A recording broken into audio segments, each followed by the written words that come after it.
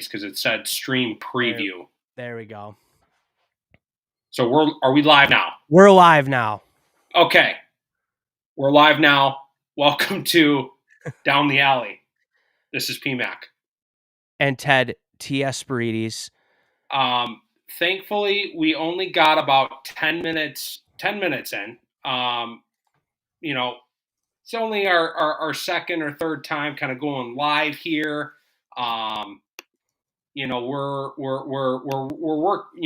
We're rookies on this new system. We're trying to get better. It's been a leap year day. We'll get into that. But first things first, Old Southern Barbecue. We can go through this again. It's a big year. It's a big year for barbecue. We talked about this probably 5 minutes ago. What's going on in the world of barbecue this year, Ted? Yeah.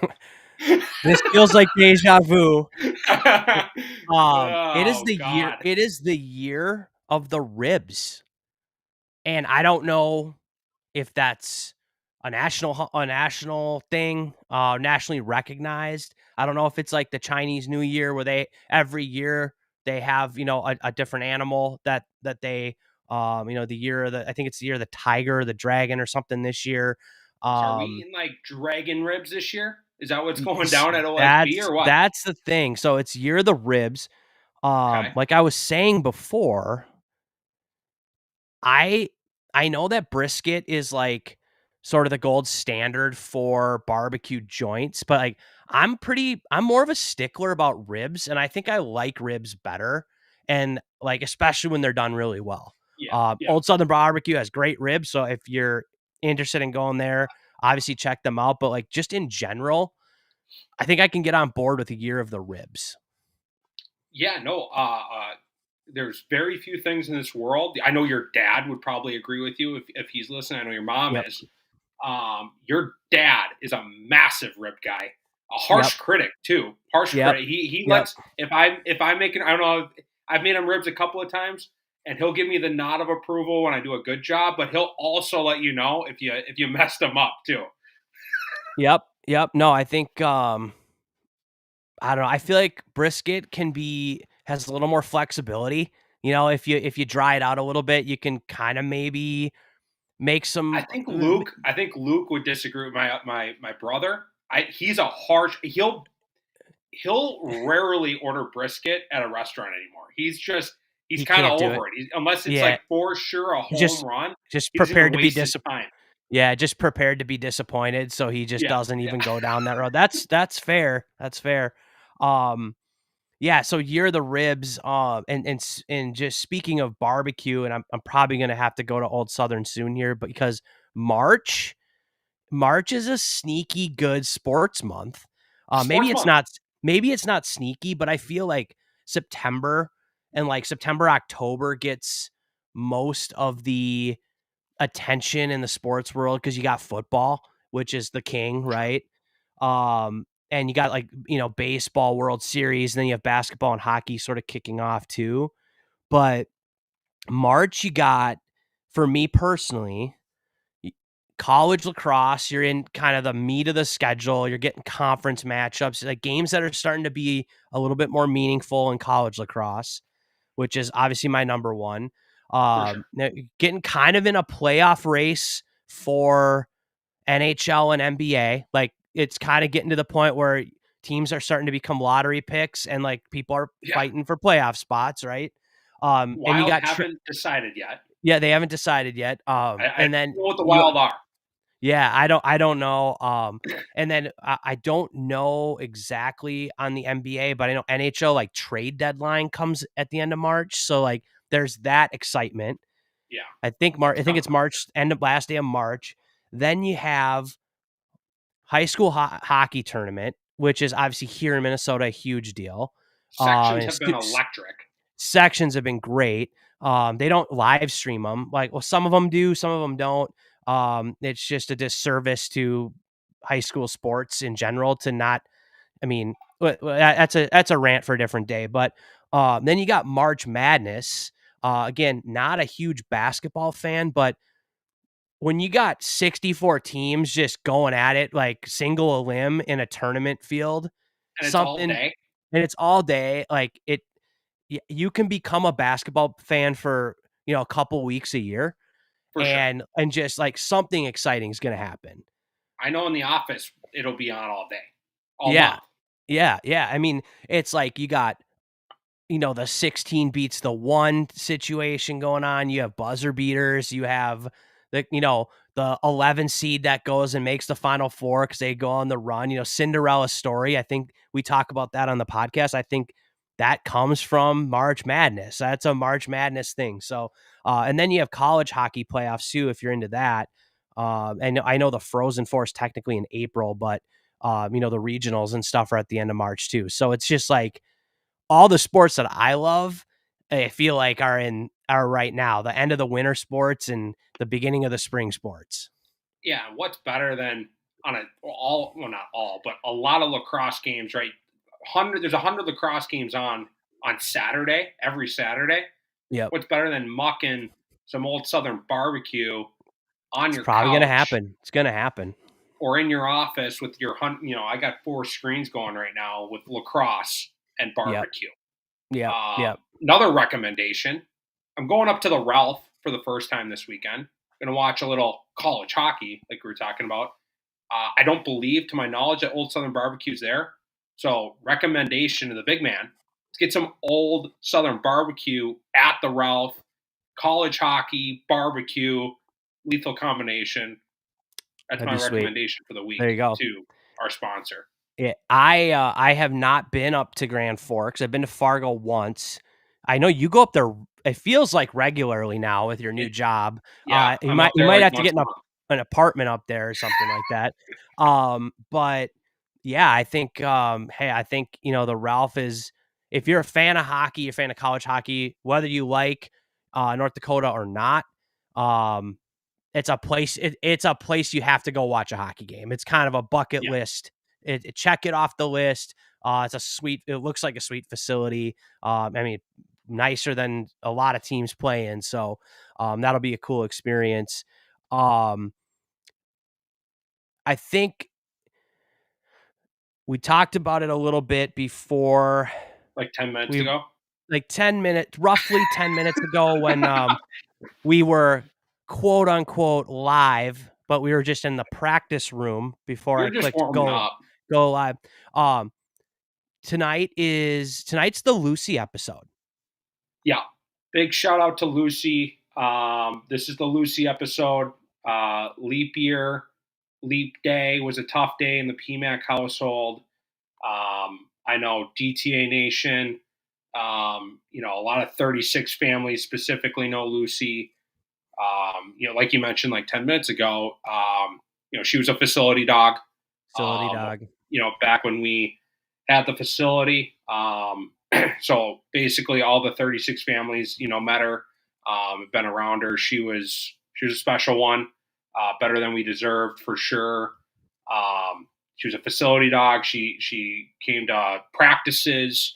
I know I dragged her to some PL practices. The kids loved her. Obviously, we loved her, and today we said goodbye to Lucy. So, Michael Jordan had his flu game. We are having our Lucy podcast game. Lucy podcast. So the Lucy Yeah. podcast tonight. Big shout out to her. Yeah, she had a good run. Yeah. Yeah. And what a better, you can't have a better Lucy episode than Section 5. Specifically, Lucy obviously was a girl, specifically on the girls' side. Section 5, I was reading through the notes here. Yeah, Section 5 is a really good section on the girls' side. And we've talked a lot about the whole Shakopee Eden Prairie getting moved into Section 6. That's been a huge hot yeah. topic on We'll everybody. get to that. We'll get to that next week. But Yeah, somebody else got moved, and I didn't realize this till I looked through here. Champlin Park has been moved into Section 5 on the girls' side. That is tragic. to say the least. You know, I feel like they've just been a dominant program. I don't know if they've gone to state a bunch of times, but they've been like right there every single year since we've started doing this. Um, and it used to be in section 7 and now have been moved into section 5. So, um, that's that's a tough section to get moved into. Yeah, no, it's brutal. They've got an elite social media game. Am I Yes. correct Nope, on you're that? right. You're right. So their Yes. social media game is elite. You're right. They've been to state 4 times, 3 Okay. pre-COVID, and once Okay. last year. It looks like, according to the Sweet. source. Yep. Um, yeah, I when you first glance at it, it might quote unquote suck, but I believe in this team. I don't think this is Yeah. the kiss of death for them. I don't. Sure, Benilde's had a couple of nice years, um, but things change. Things can Yeah. change even more so to private school. I feel like things can change overnight. You know, you might have a couple of good classes, great. Things can change overnight. Um, so Champlin, I am staying bullish on this team.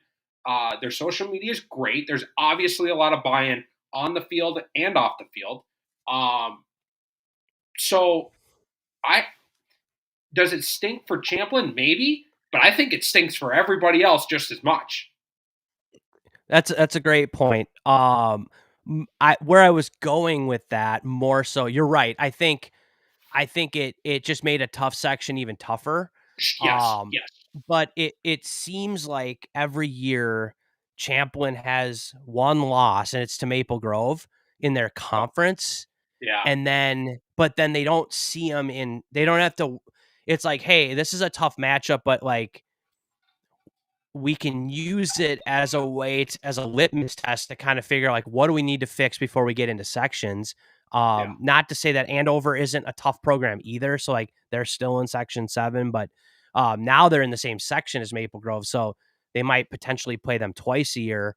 I know they looks like they lost to Maple Grove last year. That was like their one game in the regular season that they lost. I'm going to pull up 22 as well, just real quick. But um, that's kind of the big news as far as the section.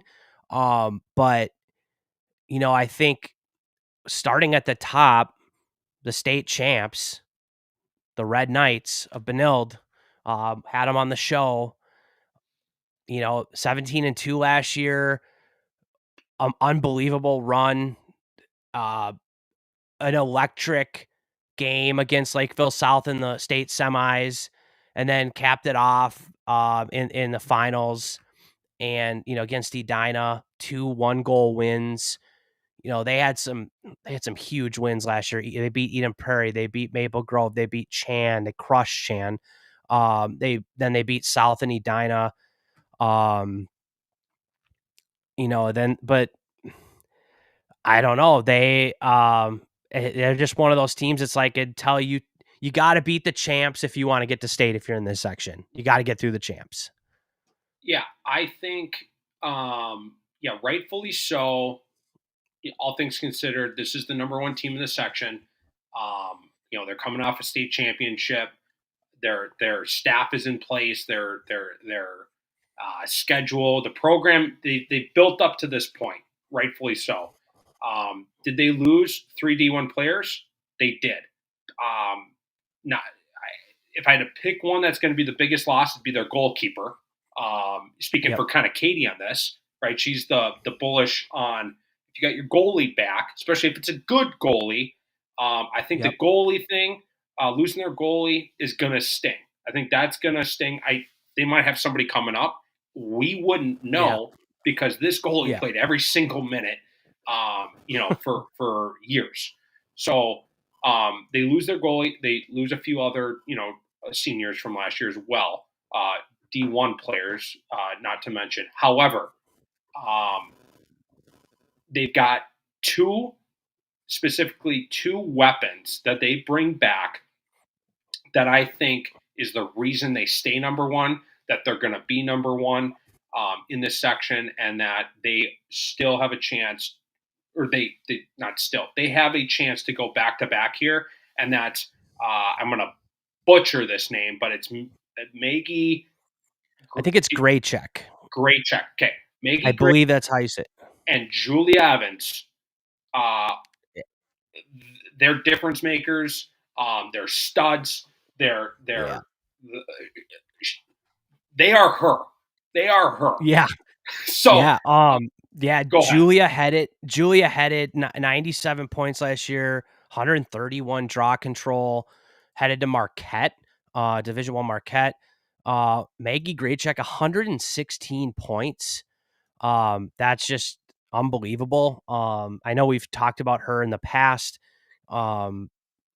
It looks like potentially uncommitted at this point. So I don't know if that's by choice, if that's not by choice. I don't know her personally.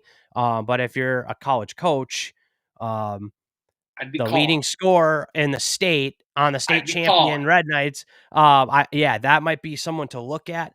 I'd be calling. I'd be emailing. I Yeah, might just yeah, show yeah. up unannounced on the doorstep of this one. Yeah, yeah, obviously an elite level player. And then, you know, they got a couple other college commits, They do. Carson It's Elliott, Maddie up and down the. Hallstas. Yeah. I mean, so you're right.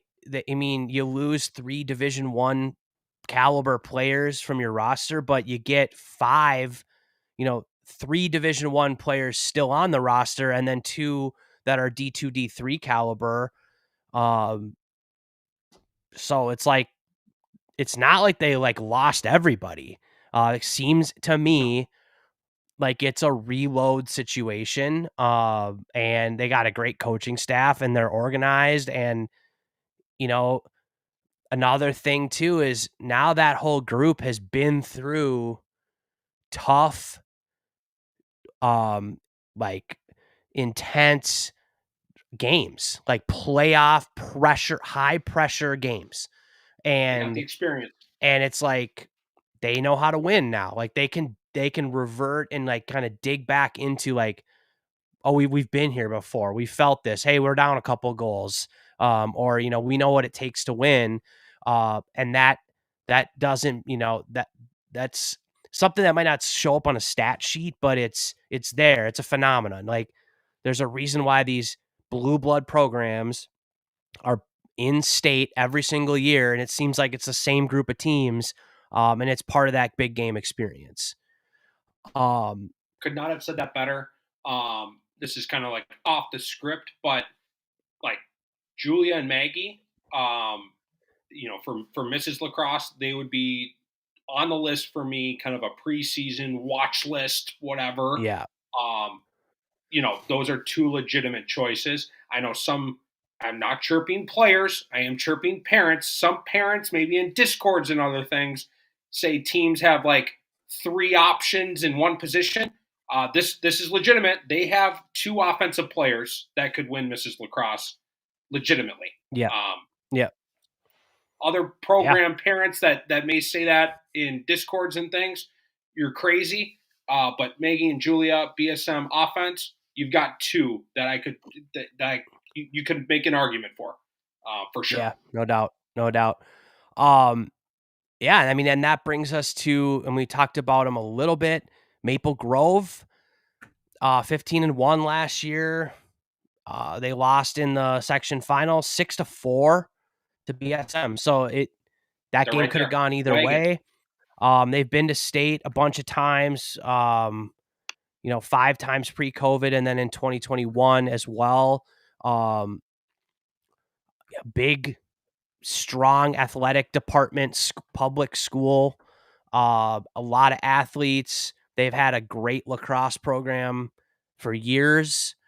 Um, it looks like they also lost their goalie to Division II Dominican. Her name is Emma Crater. Um, had some pretty sweet numbers last year. But they're gonna have to figure that out as well, just like Benilde. Um, One and they thing on lost. Maple Grove goalies, again, scorekeepers and people entering. I don't know who's entering this. I don't know how accurate it is, but they had one, two, three, four. They had 5 goalies log time, according to Lax Hub, at goalie. So I don't know if they were, preparing for this loss, this graduation, if they were taking a peek at what was in the pipeline, if they're giving people opportunities.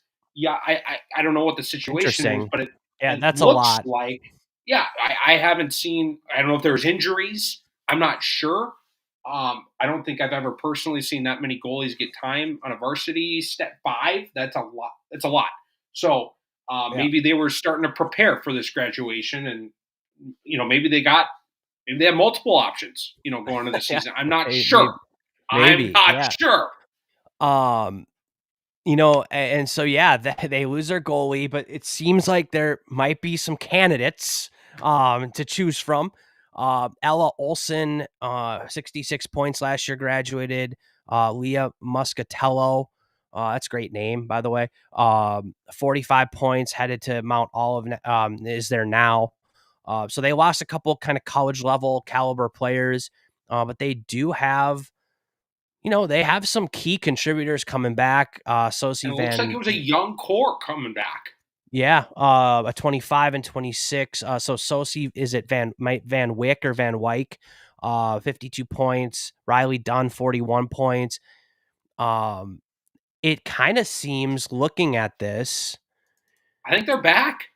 I think they're they if they figure out the goalie, and maybe it's early, they're testing a couple. I think this team's back, all the way yeah, back. yeah. So Ella Olson graduated. She had 66 points, but number 2, 3, 4, 5 are all back, and they had 52, 45, 41, 29. So it's not like we give the ball to one player and they're just going to go to the rack every single time and everything's running through them. It seems like it's a pretty balanced attack. Maybe not a team built on offense. I think they had a lot of low scoring games last year, but um, they get most of their offense back. Actually, no, I'm wrong about that. They were crushing teams last year. They just played a really low scoring game, 2 low scoring games in sections. 8-7 win against Wayzata and a 4-6 loss to Benilde. So sections were defensive games, but other than Sure. that, they were putting up goals, Yeah, and they were undefeated heading into the section final last year. So that's PMAC, wild. I think you're right. They might be kind of laying in the weeds here as a like a top 5 caliber ish program. Which not a lot of, like, I don't hear a ton about girls lacrosse outside of what we talk about internally, but I don't hear a lot of people talking about Maple Grove girls right now, and I don't. they're I as good as wouldn't. it gets. I I I think because their core is young, I think they're a year away from winning the section. I just think Benilde is 2 players too good right now. Um, I think Maple Grove is a year away from winning the section. If I'm making a bet or a projection, but I also don't think with this balanced offense, if they have more depth, more options on offense, if they're spinning the ball and attacking from everywhere, I this could be an upset alert being called in on leap day in February before we even practice. Um, Yeah. like, I don't think. I think they're a close number 2. And in any other section, maybe they're a number 1. I don't know. Yeah. That's Yeah. where I'm at. I think this team's all the way back. I think they're maybe a year away, if not sooner, from winning this section. Yeah. Just at first And glance here. no, yeah, no, I don't think you're wrong. You're selling me hard on them. I don't maybe you're trying to get me to put them number 1 on the rankings, then you're gonna be like, "Oh, yeah, Maple Grove 3, 4, whatever," and you're gonna trick me into, Just sandbagging. yeah, sandbagging a little bit. that brings us to someone we talked about a little bit earlier at the beginning. Champlin Park, new to Section 5. Welcome to Section 5. A state I like the tournament. sources right up here. Congrats to Champlin Park on your Section 7 championship in 2023. Your prize, you get to slide into Section 5 and battle it out with the state champ. Yeah, and Maple Grove. Like your conference And Maple foe, Grove. your conference rival, and also really good team. Yeah, so I think it's great. I think you know a team like Champlin Park, they want to be playing the best teams, and this puts them in a not that they couldn't win state when they were in Section 7, but I think when you're in a really tough section and you get through, sometimes like the state games could even be like easier than your section. Like it kind of turns into this weird, Sometimes. like you're battle tested and you're just like, whoa, like, we got through that. Like more of like a confidence builder of we got through the section, we have a legitimate chance to win the state tournament if we can get through this. So it's kind of like this mental game. But they're losing 5 seniors, but only one that had significant production. So it sounds like, and as I'm looking at this, so Megan This is Peters, another team. This is another team in the section that is yeah, all the way back. And the biggest thing, if I'm looking at all 3 of them, the difference on this, they've got 2, not 2024s, not 2025s. They have 2 2026s. One that put up significant points. That would be yeah, as a freshman, yeah, and another standing between the pipes put up as a freshman very extremely respectable stats. I think that's only going to go up. This is a team. They have the goalie question mark answered, and they bring everybody back. yeah, I think this is I don't know. I'm getting more and more fired up about this team or this section as we go through each team. yeah, yeah. No, as I was looking at it, kind of, preparing for this podcast and kind of getting through the notes, I was like, whoa, like Section 5 girls is a tournament you're going to want to tune into if you're a fan of high school lacrosse. But yeah, Annabelle Johnson comes back, senior, 82 points last year, 78 draw control, 58 cause turnovers, 134 ground balls. Like just, so this is going to date me, but back when I was like 9 or 10 years old, there was a guy that played for the Pittsburgh Steelers named Cordell Stewart. And he played every position. Like in college, he was the starting quarterback, but he also played D-back, punt returner. He even punted sometimes. So they And he called was him. the quarterback. He was the starting quarterback and ended up going to the NFL as a quarterback for the Pittsburgh Steelers. Played significant years as a quarterback in the like late 90s, early 2000s. He was kind of like a running gun, kind of like a Lamar Jackson type quarterback. Yeah. But Cordell Stewart, and his nickname was Slash because on his positions he just was up like QB slash wide receiver slash tight end slash like everything. So No way. Annabelle Johnson, your nickname, if we may, is Slash because you're dominating in every statistical category that is even only thing you haven't done yet is go between the pipes and make a few saves. So maybe that you can add that to your resume this year. But I don't think headed to she's going to have to. no, I don't think so. But you're right. A good group of seniors and then a couple looks like twin sisters, Reese Hagenbart, Paige Hagenbart, the 26s. One's a There you go. goalie, one's an attack. They got a nice core coming back. And if I know on the boys' side, the Northwest Suburban Conference split east and west or north and south or something. So those teams have been able to schedule more out of conference games. I would assume the same would happen for the girls. I don't know why it would be for the boys and not the girls. So if that's the case, potentially Champlin Park could potentially get some more out of conference games that they might match up a little bit better.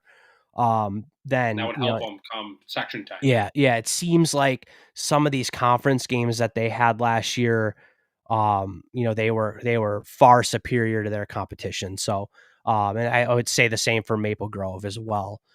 So we'll see kind of what schedules look like as they come out here. Um, Over to Wyzetta, yeah, they get a DTA Coaches Summit bump. Shout out yep, to, I believe, the majority, if not their entire staff, came out to the Coaches Summit. yep, Thank you to the staff for coming out. I hope y'all found it, valuable. And I met them very briefly. I know Katie met them much more and got to talk with them, and that was super cool. I know she really enjoyed meeting them, and like specifically shouted out Wyzetta to me, after the event. So yep, yep. shout out to the Wyzetta staff. They are obviously a dedicated staff and well prepared and fired up for this 2024 season. Yeah. I'm gonna go out on a limb here. Maybe it's not a limb. This this has to be the best 4 seed in a section by far. As far as like just teams that are sitting in a 4 spot, Yeah, a lot of times we kind of have to like it's a little bit of like like a long shot, or it's like, all right, maybe, but like Wayzata, even as like right now, like kind of on this list as quote unquote a 4, we may not rank them 4. We don't know you yet. never know. Yeah, that's Uh, what just our that's what this, sources. yeah. Um, they they're an interesting team. I'm looking at their schedule. They started the year 5-0 with a 3-goal win on Saturday, April 22nd against Champlin Park. So that's a big win. Big. This is last year. Yep. Then they lost by 3 to Blake, by 1 to Eden Prairie, by 5 to Minnetonka, by 6 to Benilde, by 1 to Hopkins. So they lost 5 in a row. And that's a meat grinder schedule Yeah, come situation on, right there. come on. Blake, EP, Tonka, Benilde, Hopkins. And we're going Yeah, to talk about Hopkins in a minute. Then they played Armstrong, which has got a great girls team, and they won by 5. Then they lost to Edina, lost to Andover. First round of sections beat Hopkins, so they get them back they go in 2-1 sections, against Hopkins. and then they lose to Maple Grove by 1. So they had a bunch of games that were 1 or 2 goal losses. I mean, a 7-8 record might not look like, oh, they're like some amazing team, but like they're a couple goals away from being, 10-6 or 10-5 or whatever. You know what I mean? And this Like is a it's hard schedule. Like this is a yeah, schedule that you can tip the cap. They're not like a loss to Edina, a loss to Andover, a 1-goal loss to Maple Grove. That was in sections, but like Eden Prairie in the regular season, a 1-goal loss. Like they're testing themselves. yeah. Yeah, and so like I guess that kind of just brings me back to like my original point of like, sure, you can put them in the 4 spot based on record and stats and all that kind of stuff, but like that might not be super indicative of like where they are as a program. Well, look at last year. They were the 4 seed playing the 1 seed Maple Grove, and it was a 1-goal game. Like Yeah. some 4-1, section games or blowouts. They had Maple Grove sweat Yeah. until the end. Yeah. Clearly, Yeah. And so they lost 7 seniors, but it looks like only one like that was like a super like producing at a super high level. This Katie Sikorsky she's at Akron now, but they get Ainsley Owens back, who's going to Eastern Michigan Division 1. Evie Marks had 25 points last year. They get their goalie back. Headed to University of Colorado Springs. Her name's Delaney. It's either Ganas or Nos. Shyla Sanders. So a couple good 24s and 25s upperclassmen that were around last year, and some of the like we're close, but we just can't get over the hump. They get all those people back. Um, another team that it's like the more you talk about them, the more I'm like, yeah, I think I'm on the bandwagon now. It's looking I good. and they're getting a DTA coach's summit bump because Yeah. they're clearly doubling down this year as a staff. Yeah. So, um, however, not to skip over Wayzata or like cut them short, but we get to Hopkins, which I'm kind of learning about this. Again, I did not do my homework today. I'm coming in blind. Um, Now that I'm just hearing about Hopkins against Wayzata, I'm interested to learn more about Hopkins. They were the 5 seed last year. They they mucked it up against Wayzata, it sounds like. What are they Yep. looking like this year? Yeah, I mean 7-7 last year, close games. They beat Buffalo, they beat Moorhead, they beat Wayzata, and then they ended up losing to Wayzata. Excuse me. In sections. To me, this looks like a situation of maybe there's some high end talent on the team, but maybe not quite the depth that some of these other teams in the section have. But it does look like they get a nice core of seniors that are coming back this year, that were on the team last year, obviously. Tori Katzenmeyer, Lindsay Schuchard, Lauren Olson, goalie, another goalie coming back, and Avery Shaw. It's all 24s. And again, maybe upset potential in the section. I don't know if I'm ready to say they're going to have the depth to win the section, but like not really a team I would want, like if this pans out kind of how this is laid out, and let's say Benilde is the 1 and Wayzata and Hopkins are the 4-5. Well, Benilde's playing Wayzata or Hopkins in the semis at that, assuming they win, that 1-4 matchup. Like neither of these teams are a team I would be excited about dealing with in a semifinal of a No section. thanks. Like it's just kind of like they have nothing to lose. Playing with house money, as we like to say. Yeah. Oh They yeah. have enough talent to steal one from you. Um, so yeah, I like Hopkins. I think they're properly placed here in like the 5 spot. But like I think it says right here, in the write up, section 5 is very deep. And like they might be higher in other sections, but section 5 is just a really tough section. But, For sure. if you would have told me before looking at this, like Hopkins will be ahead of Blake, Breck, Armstrong, like I feel like I would have been like, no way. And now you look at it, you're like, wow, no, they're a good program. Well, speaking of Blake, they're the next team on this list. I guess first off, good record last year, 9-6. They schedule well. They schedule everybody that they can. This is a team. Uh, they've won state championships. They go to state regularly. A couple years ago, I was super high on. They had a stud go to Dartmouth for hockey and lacrosse. Yeah. You Yep. remember who I'm talking about? I can't think of her name at the moment. I'll pull it up. But Blake here, a school that has history, definitely on the girls' side, on the boys' side as well. They've been in a lacrosse school. I'm interested to see. They lost or they graduated a good amount. They've got pieces coming back. My gut tells me this is a team. Um, that you can't ever really count out, especially Yeah. on the girls' side. Um, but I think it's gonna be a tougher year. But it looks like they've got a stud here. Who's their stud?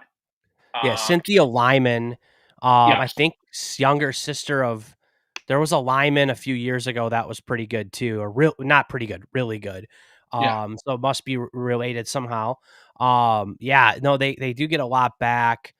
Um, I think, and to answer your question, were you thinking of Aaron Lee or I may Allie have been. Morris? Aaron Lee, I think 87 points in 2021. That must have been her. Yeah, I think she's Yeah, about yeah, my sister's age. yeah, yep, yep. Um, Yeah, no, they get some players back. They lose some players. It looks like here they're losing their second through sixth point scorer and their goalie. So, um, though they lost a goalie, but it does look like they have a goalie coming back as well. So maybe there was like kind of a split time situation. So Sure. that could be beneficial.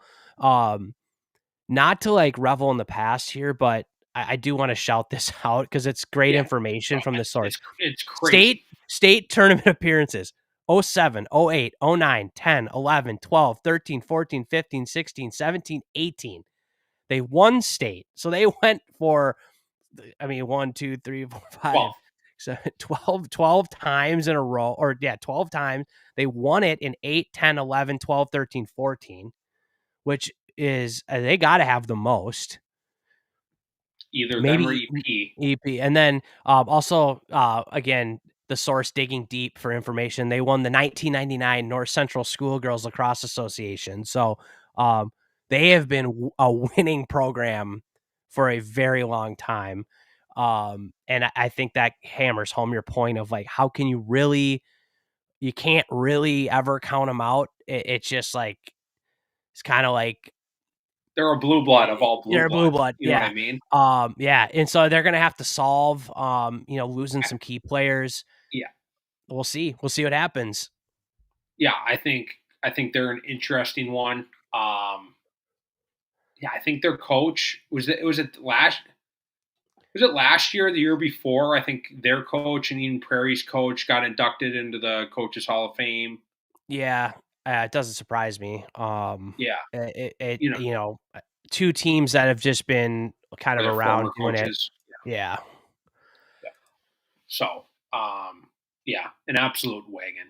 Um, Over to the boys' side. Before we get to the boys' side, I know in our first kind of warm up episode that wasn't recorded, we wanted to shout out, and I have not listened to it because I know it was released today, and obviously was dealing with some off the pod, off the field things today. There was a podcast that came out. One of our former players, big shout outs. Ted, what do you have on that? Yeah, yeah, the In the Crease podcast, I got a text from a former player this morning telling me he was on a podcast, sent me the link. But this podcast, In the Crease, a couple of guys from, I believe they're from Virginia, Northern Virginia area. I believe had sons that both played Division II lacrosse at some point, and they have a podcast similar to ours, but they follow Division II lacrosse, men's lacrosse. So Vincent Burkhart was on their show, kind of telling his story. Really appreciate the kind words. I did message the In the Crease podcast and thank them as well, but um, they just gave us a shout out. They said they enjoyed listening, and I really enjoyed their episode. That was the first one I had listened to. And so, I'm going to be tuning into those guys.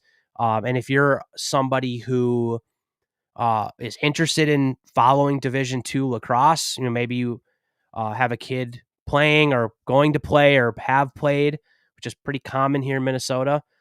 They do a really good job of covering it, and I know that it's a little bit underserved, so they kind of fill that void, and definitely go check them out. Yeah, no, shout out to them. I think Minnesota, right? They're our top players across the state, have done really well, right, at the Division II level.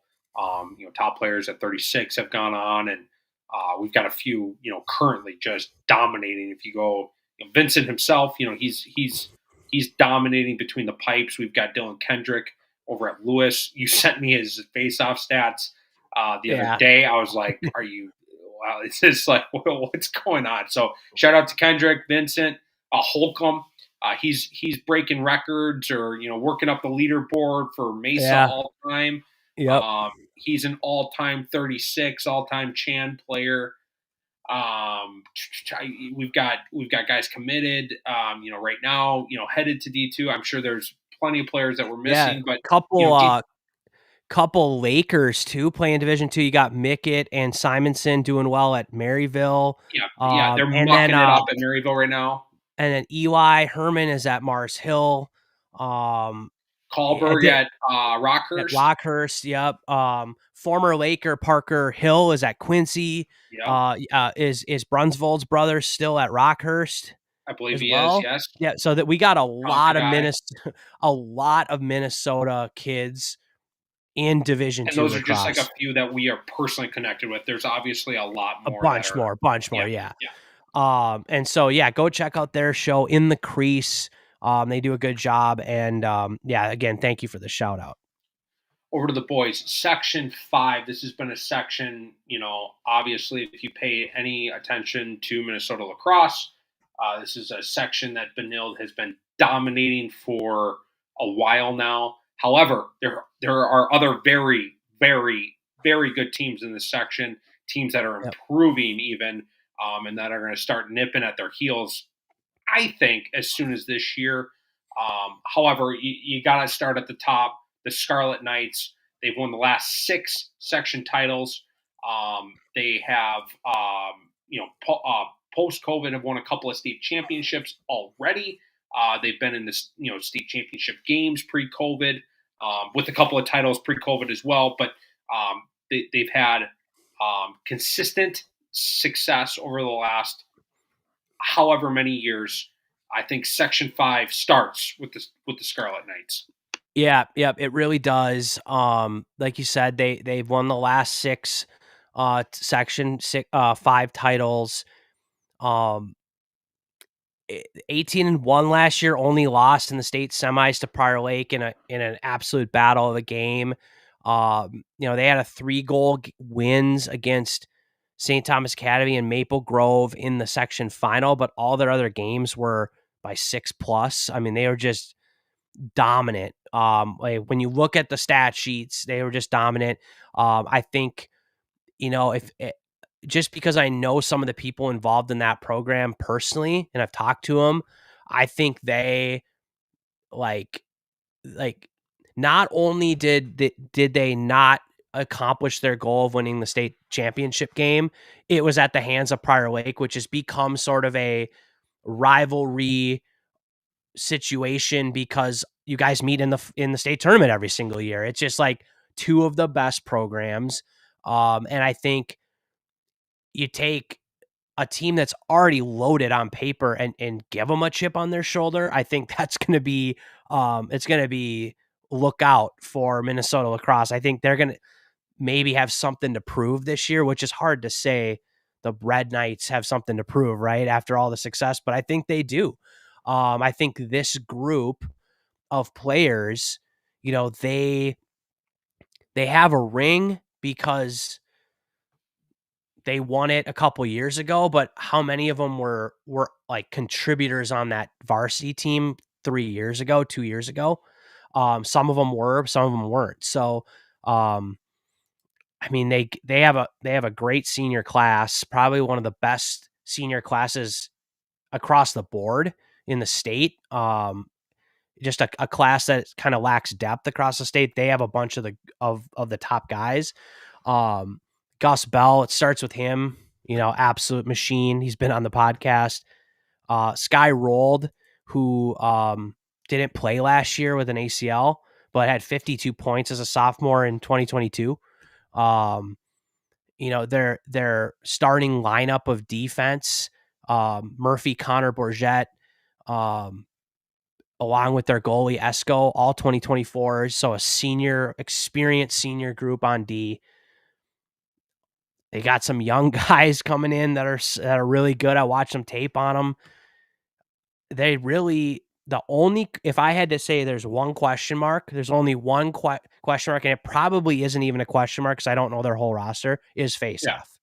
It's the only thing where I'm like, there isn't a guy who was dominant last year that's coming. There's not back. a name on the list for you to just say. You know what I mean? Yeah, no, yeah, there's not. I mean, and they if I had to guess, they've got a 26 or a 25 or a freshman or something that they Yeah. got in, and they're going to be fine. But that was really the only thing that I was like, okay, that might be the one spot. And it, like this Dylan Parker guy, you don't really hear much about him, and he had 56 points last year, which is He's like, one of their attackmen, right? yep, number 34, I think he is. Yeah. And so like it just kind of doesn't end there with them as far as like the talent on their roster.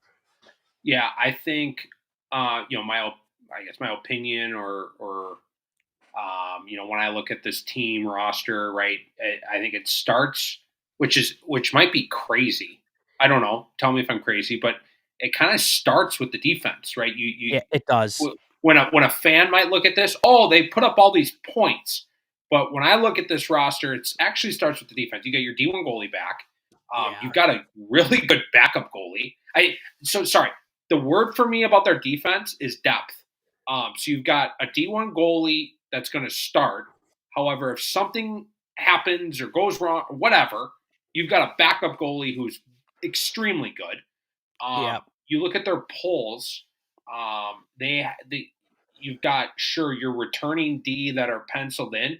I think you've got just what I'm hearing. You've got 2 or 3 polls that are starting to get a little hungry. They haven't been fed in a while, and then Yep. and they want some PT. So if your big three, if you want to call it, polls start to get lazy, maybe start showing up slumpish to practice, you've got some hungry dogs right behind them. Yeah. Yeah. Um, and then for me, once you get to the offensive side of things after this crazy deep defensive depth, um, again, your average fan, is looking at Gus Bell, right? You got the Blake staff pun, just absolutely right, just loving Gus Bell, Gus Bell, and do not get me wrong, Gus Bell is my pick, right? On the girls, I gave some options. On the boys, Gus Bell is my Mr. Lacrosse pick preseason. I and maybe people maybe he doesn't want that because I did that last year with a player and that didn't go well. So Gus Bell, maybe don't listen. Maybe I'm a jinx. I don't know. But Gus Bell, in my opinion, he is him. As I said with a couple of Benil gals, with Yeah. her. I think Gus Bell is him. However, the average fan is gonna stop at Gus Bell.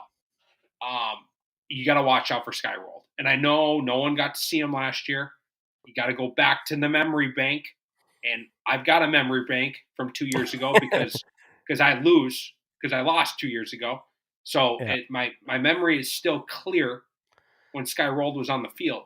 Sky Rolled, yeah, Gus Bell's the big shot, the big player, the big midi, the jump shot, um, the this, then he Gus Bell's Gus Bell. Sky Rolled though, he's going to go 45 and 45. Gus Bell's going to have he's going to have Yeah. 90 goals this year. Yeah. Gus Bell is going to still have 90 points, and he's going to have about 45 assists to Gus Bell. Yeah. Yeah. So No, he's out for Sky Roll. That's all I'm saying. That's all I'm saying. Yeah. Yeah. Hey, coaches, write his name down now if you got him on the schedule. This is Yeah. free content. Free I'm scout. giving Free scout. content away. I'm giving scouting away. Yeah. Sky Roll, write his name down. It is. That's a good point. And I mean, obviously, I put him on here, but the fact that a Utah commit or signee at this point is not not being talked about really is fascinating to me. We have that recency bias a little bit, and you're right about the depth. I know that talking short stick D mids is not like the most exciting thing to talk about on a podcast, They're but essential. I think Talk it's about essential workers. Short stick D mids are yeah, essential yeah. workers. So it's one of the Johnson Nixon brothers. I think it's Rafi, You and talking I about presidents right now? no, they have Judah Oh, Johnson Nixon and Raphael Johnson Nixon, two brothers on Benilde. oh, Absolute units, just athletes and great players. Um, One of them's a pole. I think one of those depth poles that maybe you said getting oh, hungry, might be oh. pushing the starters, but one of them plays short stick. And he's, he doesn't even need a pole. Like, I'll just cover you one on one with a short stick and not have an issue. And so if Maybe he's they'll really move a good, couple of their depth pulls to short stick D mid. There's a that coaching that tip to the that staff, not that they need it. yeah, that could they should move Gus to short stick D mid. Gospel. Yeah. That's a good Good. idea. Yeah, it's a good plan. Move Um, Skyroll to D mid too. yeah, yeah. Yeah, hey, just clear the ball, give it to your attack, and get off the field. All right, automatic red light when you cross the 50. They do have a couple young guys too. Brady Marcus, he got a little bit of time. Really good player from Maple Grove, actually, that came over. He started at Maple Grove as an 8th grader and then transferred to Benilde, or not transferred. I guess he just went to Benilde because he as a 9th grader. And last year they had Kaio, right? The last couple of years they've had Kaio, so he's kind of sitting behind a senior, but I expect him, to play a pretty large role this year and kind of be the next guy up. He's only a sophomore, so I think see someone to watch, and then Jack Anderson as well, really athletic midfielder. Didn't get a ton of time last year as he's a 25. So as a sophomore last year, again, they just were so loaded with depth that, you just don't get on the field as a sophomore and freshman usually. Um, Kind of last thing before we move on. I love that their first game is against Hudson, the state I'm champs in jealous. 2023 state champs for Wisconsin. That's just like kind of a fun game to kind of kick off the year. And I Hudson's think, playing like not a bunch, a handful of yeah, Minnesota teams, and I'm jealous that one of them's not Premier League. I wish. yeah, Just yeah, a no, fun for game. sure. It's different matchup. Like, Yeah, yep, um, so whoever's listening, if a Hudson person's listening, let's get yeah, PL Hudson for on sure. the schedule for 2025 because I think that's cool. It's fun. Yeah. Um, Kind of moving on now. We talked about Benilde a lot for good reason. They're great, but like on the girls' side, a team that's been, right there, if not there, is Maple Grove. Last year the last 2 years specifically, they've given Benilde fits, and it has not been easy for BSM to get through. It's been a little bit more work than maybe they thought they were getting into. And I don't know. What are your thoughts on Maple Grove? Maple Grove. Where do I start? Where do I go with this? Maple Grove. They are a city of turf. Like the facilities in Yeah, Maple Grove. Um, I think I know we have Maple Grove is a fan of DT. They are part of DTA Nation. They're coaches, huge fans of the pod. We are huge fans of them. We like what they're doing. The head coach came on last year. Great interview. If you're a Maple yep, Grove fan, go back listen to Coach Fickens' episode. That was an all timer, one of our best ones in my opinion. Of all time. Really good interview. I've talked to their assistants, kind of leading up to this podcast. They love the pod. They're fired up about the upcoming season. Kind of year 2 of this new staff, and kind of bringing everybody back. Um, so this is a obviously a huge, massive athletic department. City, growing city. They've got athletes everywhere. They have facilities for days. I am jealous of the turf that yeah, they get to work with. So they have no excuse, right? They have no excuse to not beat Benilde, right? You've got the turf, the facilities, the athletic department to beat Benilde, and to become. They're not a blue blood, right? They haven't been there and done it yet, but they have the infrastructure yeah, to do the thing, to build the program, and to go on a run. And in my opinion, they have no excuse. It's time. It's time to do the thing, Maple Grove. And I think to get to the players, I think it starts and it not ends, but it starts with Ricky Peterson. yeah, Um, he's a guy. I was talking to well, I've talked to coaches not at Maple Grove and at Maple Grove. This guy's a dude. Yeah, he is. I'll be honest, when people were kind of talking about him, I didn't know if I quite believed it at first. And then as I've dug in, kind of going through my prep lacrosse stuff, I watched tape and you're right. It's just an elite level player. 78 points last year as a sophomore. Um, like As he a can just sophomore.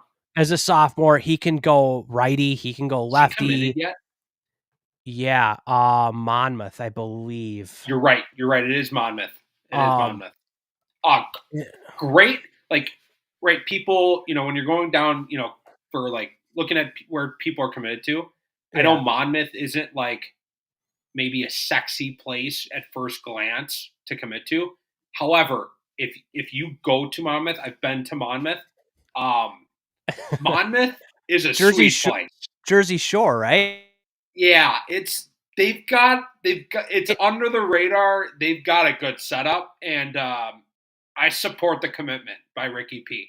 Um, it's yeah, Monmouth is a good place, and I think he's going to enjoy his 4 years there. is Did you freeze? Are you good? I thought you froze, I don't think but looking at the it's YouTube, you prob froze. I'm looking at okay. the YouTube kind of Alright, backtrack here. alright. I think Um, you froze, but I think you're you back. froze on yeah, you froze on me, but we're back. We're I'm sure back. you had a great point. Are you, Monmouth, Jersey Shore, correct? Yeah. So I kind of went on the rant. You kind of Yeah, missed it, all but good. That's alright. it's they've got a good setup, and Yeah, to Ricky P, I support it. I support yeah. that commitment, and I free Little publicity for Monmouth. They were not right. They were kind of a newer school or newer program. When I was in college, so we played them and whatever. But they've been around. They're not new anymore. They've Yeah, been around for 10 plus years now. And I actually watched their game against NGIT maybe the other night, and yeah, so I free publicity for them. Um, Minnesota guys, if you're looking to go D1, a good option. Yeah, and I think no, I think Ricky P is going to enjoy his time in Monmouth. I think it's a yeah, good situation. and, I so obviously I do my write-ups on these players, I have to kinda dive into film and whatever. Free sneak peek if you're not a subscriber, something that's gonna be coming out with the 2025 attackman, but Ricky Peterson, there might not be anyone in the state that's better at turning the corner from X than him. The dude is just he is just a power dodger, and righty or lefty, he just gets top side and he turns the corner and buries. Free Um, scout, free scout. yeah, We're and just like giving scouts away tonight. yeah, I don't even know if the scout matters in this case. It's just all right, hopefully, yeah, hopefully you can turn him back or whatever. But no, really impressive player. Um, and not, I mean, kind of far behind, but not, I mean, still a respectable kind of next guy that they get back. Landon Baki, 42 points last year. So, he's got some help on the offensive end. Um, yeah, I mean, I don't know. To me, it seems like there's enough coming back to I don't know, to have a good squad again. They get two of their returning D poles back. Uh, Somebody that specifically was shouted out to me, or a couple people have mentioned, is Jackson Kuznick. He had 63 ground balls. I believe he's a short stick D mid, and he's like a notable player on their team. And I think he's a really good hockey player too. Hey, And like I said on the last team preview, short stick D mids they are matter. essential workers. Yes, they're They're essential workers. essential. We need them. Yeah, You need them. and who knows? Maybe this Jackson Kuznick or Kuznick, maybe he'll get more offensive time this year because they did lose Scanlon and Brendan last year, number 2 and number 3 scorers. So they're gonna have to solve that. They also lost their goalie to graduation, who was the starter since 2021. So, someone who there was stability there between the pipes, and now they're gonna have. I don't know who they have coming up. Their other backup was a senior too, so they're probably going with a young guy. Um, I think Maple Grove is there a question mark goalie between the pipes? Is that kind of I think their goalie is going to be, for me, again, they might have the greatest goalie on earth that I don't know about. yeah? From what the information that I have, I don't see or know of who's going to replace their goalie. And so that would be the question mark that I would have. It didn't look like they had like a dedicated face-off guy either, kind of like Benilde. It just kind of seemed like they threw somebody out there, and it was got a handful of different guys. Not the end of the world, as we know. But it's definitely, it can be a thing, right? So a couple maybe question marks, but a lot returning as well. On to the next team on this list, Wyzetta. They were the 4 seed last year. However, I like that you put them third because, again, with this coaches summit and some conversations as of late, Wyzetta seems to be a team that continues to come up in conversation. A team that not that I haven't heard. Obviously, I know where Wyzetta is. I love to dine in Wyzetta. Some great places to eat in Yeah. Wyzetta. So don't get this confused. I know Wyzetta.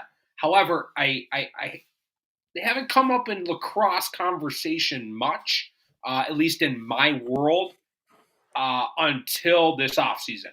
Yeah. This offseason, Wyzetta, again, different coaches from different corners continue to bring up the Trojans.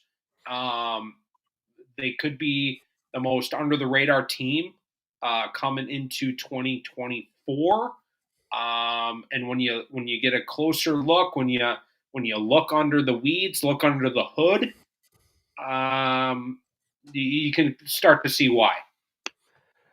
Yeah, I agree with you. I think, a team that was kind of a mainstay for a while there at state back when they were in Section 8. They seem to be sort of the perennial Section 8 team for a while there. It got moved into Section 5 with Maple Grove a few years ago. Um, and they kind of dropped off out of relevance a little bit, like you said, but they were 8-7 in 2022, but they won 5 of their last 7 games, improved to 10-5 last year. Um, and it kind of, as I looked at it, they've sort of just rolled out with the young guys. I think they literally just played their freshmen and just said, we're gonna just go all in on this group.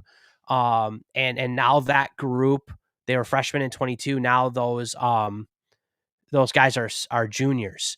And they have a couple 24s as well. So, it was a freshman sophomore group in 22, now junior senior group. So on defense, they have Will Schneider headed to Richmond next year. So he's a D1 caliber player. Great brand. Like I Yep. love the Yep. Spiders. Yep. Great It's just brand. when I was picking my schools, or sorry, yeah, well, my schools or like my school at the Division 1 level. Richmond is such a cool brand. I know nothing about the school, or the area or whatever where Richmond is, but the brand, like the Spiders, that's just a sick brand. Yeah. Yeah. No, I think, yes, it's a cool spot for sure. And then Alex Score, I think he's their LSM, but he probably plays a little bit of both. He's at a Division 2 somewhere, I believe. So both of those guys are really good pulls. But I think for me, the key stat here is they get their top 5 scores back from last year. So Cullen Britz, 45 points. Bennett Brown, 36 points. Evan Weatherford, 29 points. William Maleka, 18. Cam Johnson, 17. So those last two are a little less, but all of them are 25s. So these guys have been playing together since they were 10 U's or whatever, probably. And now they have 2 years together, junior year, senior year, 5 guys on offense that can score. It looks pretty balanced to me.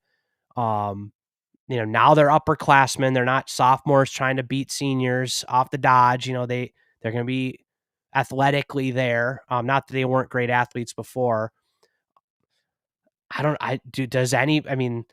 Benilde maybe gets 5 guys back, but like not a lot of teams can say they get their 5 leading scorers No, back. this is rare. Yeah, you get your elite 2025 goalie back as Yep. well. Yes. Your face-off guy who's going 50-50 as a freshman last year is a Yep. 2026. Yep. You get him back. This is so interesting. I'm so interested in to see what Wayzata can do this year. And the most when I look back at their last season, when I look back at the season last year, when I look at the schedule and I go through the scores, there's one score that stands out to me most because this is against a team in the next section that we'll get to who's not supposedly, because I think that they're going to be there. They're going to and they could go all the way. And they had a 1-goal game against them, and they're both kind of have these good, if not great, young cores. They had a 1-goal game against Edina. Yeah. And Yep. both teams look like they're bringing everything back. Is the Lake Conference back? Yeah, I think the Lake Conference is going to be really good this year. For the next 2 years, I think not that it wasn't like it's never been bad. I think it's always been solid, but I think the next 2 years Lake Conference is going to be really good just across the board, but Wayzata they have guys at key positions that are coming back. I saw them play live last year, and I kind of this is going to sound really stupid, but like I kind of felt like it just felt like there was something there. I went to actually watch them play Rosemount, and Rosemount had a really strong senior class last year, so it felt like to me like Wayzata had the skills and like there was something there, but just couldn't athletically hang for 48 minutes. That's kind of like what it felt like to me, and Rosemount just kind of out athleted them toward as the game wore on. I don't know. I think now these guys are juniors, and like you got a Fogo, you got a goalie that's steady, you got some good pulls. It seems like they got players everywhere. Um, I, they could be they could be a really good team for the next 2 years. I love it. I love it. On to the next team on this list, at least. A team with a new head coach noted. A team that has been I think we've been a fan of this team. DTA Nation has been a fan of this team, this program. They've made noise. Armstrong. Yeah. They seem to always just be making noise. Obviously, really hard section with with private schools and massive public schools. I think this is a fair spot for them at 4. But they return again another team with some young studs last year. A team that, however, lost a big group of seniors. So it's kind of I don't know what to think when I look at this team, but I don't know. What are your thoughts? Yeah, I am a fan of this team. Last year was awesome. They were I would have to say I think Coach Beach even mentioned this maybe in the Discord or on Twitter or something, but like they were the biggest surprise team last year, 12-3. I think they've always been scrappy and good, but last year they had a great team. They did lose like 3 or 4 pretty high level seniors, so that will be interesting to see how they replace it. And they have a new coach. But they do get some guys back, a couple guys on defense, Aiden Robb, Burke Whitmers. Jamison Essen had 43 points last year. He's a senior. And then probably one of the best 26s in the state, Jack Olson, had 63 points last year as a freshman. Um, and so, he's probably going to be kind of the guy at this point moving forward. Just a special athlete, really good lacrosse player, but just a guy that can win his matchup, get to the goal and score. Um, and then they have another 2026 Brady Northrup who contributed quite a bit last year as well. But they gotta figure out the goalie situation. They lost I believe Xavier Wells was a third team All State or All State honorable mention goalie last year. So that's a big loss that they're gonna have to figure out. And I think he was a key piece to their success last year, is getting them to jump from a good scrappy 7-5 or 8-7 team to being a 12-3 team. Another team, Rogers, a team that's sorry, a community that is growing massively. A hockey town. I hear from my kind of hockey sources that that their hockey team is doing fairly well and getting better and whatnot. So, will that? I guess I don't know what the hockey to lacrosse, if there's a correlation there, but it seems like there might be in some cases. Yeah. Rogers, a team that has kind of been the mix. We've had some Roger players at 36. We've had some nice players come out of the community. It sounds like they rattle off a bunch of wins in kind of like the final stretch there. Rogers. Could they be a sleeper? Could they muck it up? Maybe upset somebody at some point. Yeah, they were a team I was high on last year. They had an interesting situation with, like, basically just like they had an interesting season last year. Um, I'm gonna pull up their schedule, but like they started the season with a forfeit to Anoka, so like that's a rough start. Then they lost to Champlin Park and Wayzata. They beat Andover and then lost to Armstrong. So they started 1-4. Then they rattled off 5 straight. A loss to Maple Grove, a win against Totino Grace, who had a pretty good year last year. So they won 1, 2, 3, 4, 5, 6 of their final 7, or 6 of 7, and then they lost their regular season finale to Centennial.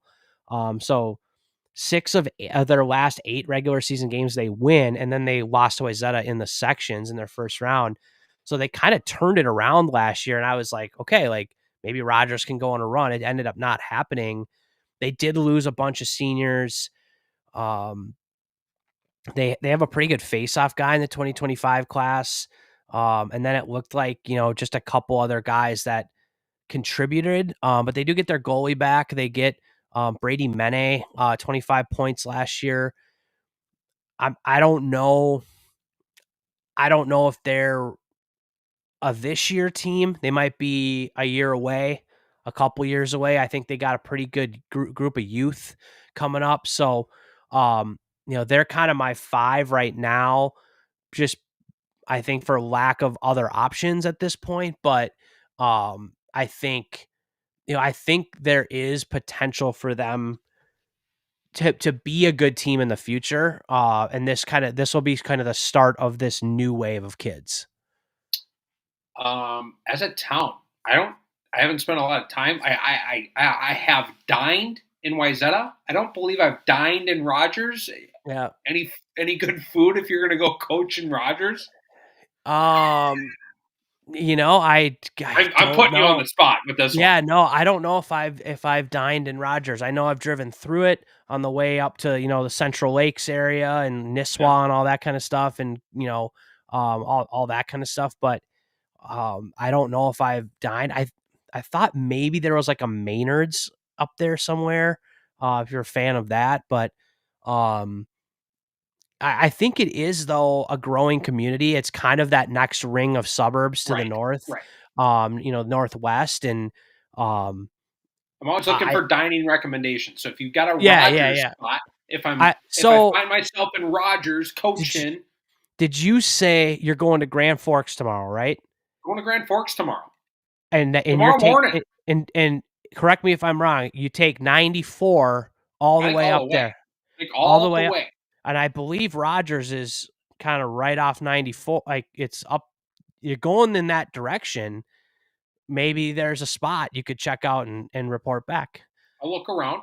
I'll look Yeah, around. I'll look out the window. I'm not gonna. I don't think I'm gonna stop that early. I'm gonna try to get further north before I, make a stop. I think, but fair enough. Fair enough. I'll throw my head out, not out the windshield, but I'll look out, and Yeah, see if anything catches my eye when yeah, I drive past Rogers. It's just not a community that yeah, I've spent much time in, and we haven't played them, or Lakers haven't played them. So yeah. Yeah. And kind of the last team, I think of note here for me is Blake. Mainly because they get the DTA bump, the they get DTA a Summit bump. They had their they whole get a staff there. huge, massive, if not the biggest DTA coaches summit They bump. had six We got a coaches there. speaker. We've got the whole staff there. There's people I know, but people I didn't even know that were on the staff came, and I was like, oh hey, what's going on? Oh, I'm on Blake. So Blake has like half the coaches in the state. I feel like Yeah. on their staff. You know, Um, and I think it's no surprise that they're going through some lean years with Blake, and they're kind of transitioning the culture from what it was when they got there, and some new guys coming in and whatever. But I will say, like, I appreciate that they're not just jumping ship to another program. Um, they're not just like, oh, we had a bad season last year, so we're just going to show up on April 1st and like whatever, collect our paycheck. Like they're putting in the effort to, figure out ways to make this program better.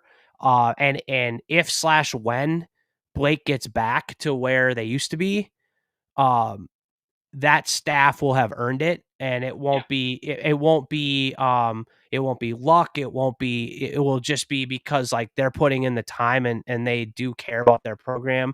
They have a couple really good players to build around. Sam Hardy, he's a senior, does everything. Guy's a competitor. I think he plays man up as a pole. He'd probably hop between the pipes if they needed him to, but they have a pretty good goalie. He was a freshman last year, so they're going to have him, as stability between the pipes for the next couple of years.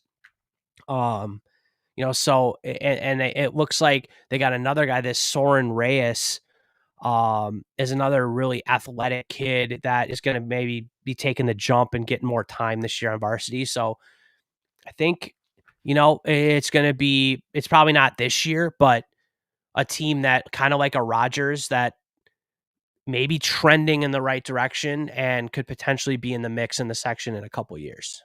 yeah. No, I think if the staff right can continue to grind it out, continue like the things that they're doing, like yes, they came to the down the alley coaches summit and they brought everybody, and that's awesome.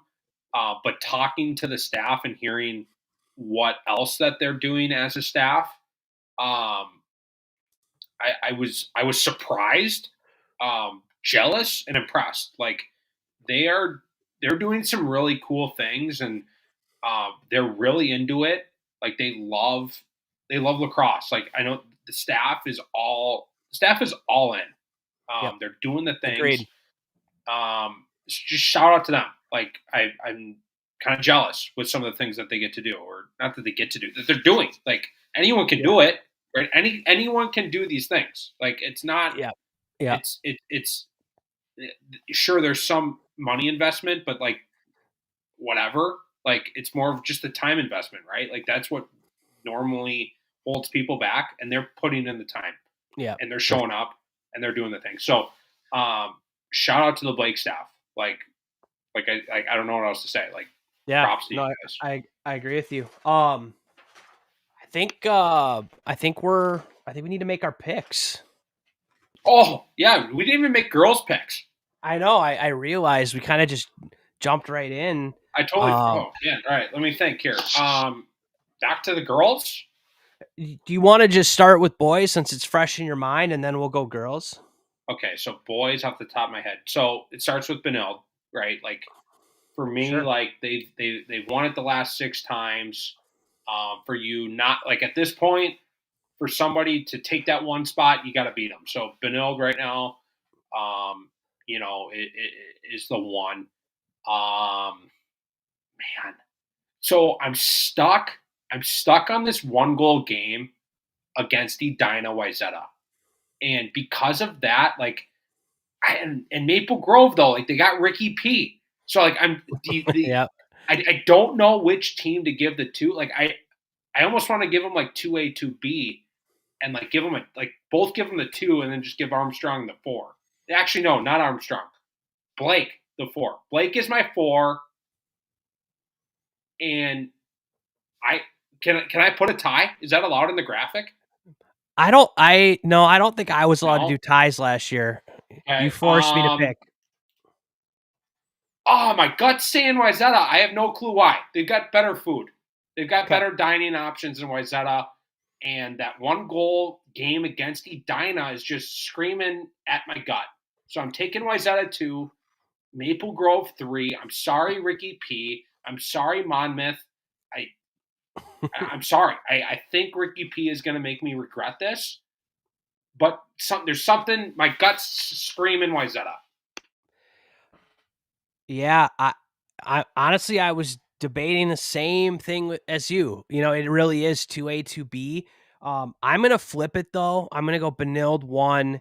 I'm gonna go Maple Grove 2. I think Ricky's a difference maker, but I think it comes down to just that game experience. Like they've kind of been there.